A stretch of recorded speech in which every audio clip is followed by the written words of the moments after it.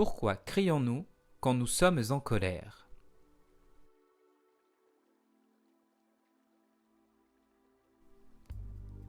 Un sage, qui était en visite au Gange pour prendre un bain, a remarqué au loin un groupe de personnes criant de colère les uns après les autres.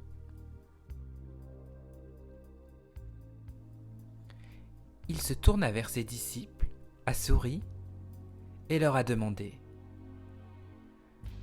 « Savez-vous pourquoi les gens crient les uns sur les autres lorsqu'ils sont en colère ?»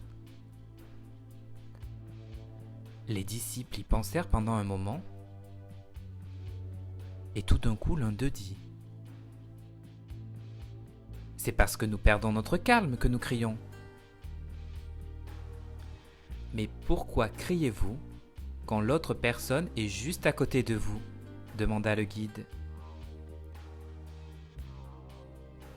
Pourriez-vous tout aussi bien lui dire ce que vous avez à lui dire d'une manière plus douce ?»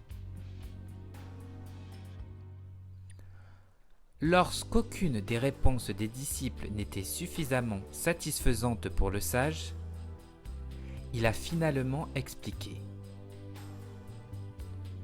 Quand deux personnes sont en colère l'un contre l'autre, leurs cœurs sont séparés par une grande distance.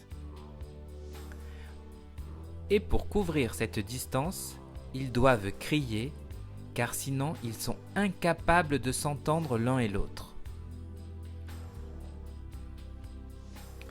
Plus ils sont en colère, et plus ils auront besoin de crier fort pour recouvrir cette distance.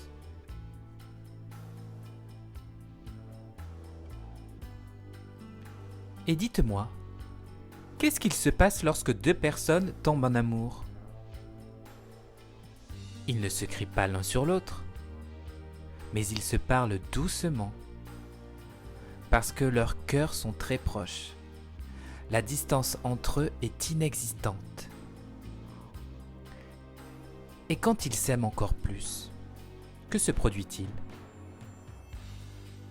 Ils ne se parlent pas, ils chuchotent. Ils obtiennent encore plus de proximité et plus d'amour. Et enfin vient le moment où ils n'ont même plus besoin de chuchoter. Ils se regardent seulement l'un et l'autre et se comprennent.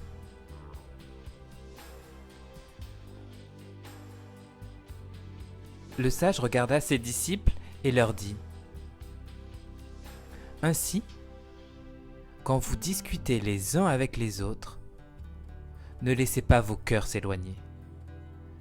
Ne dites pas les mots qui vous éloignent davantage. Ou viendra le jour où la distance sera si grande que vous ne trouverez plus le chemin du retour. »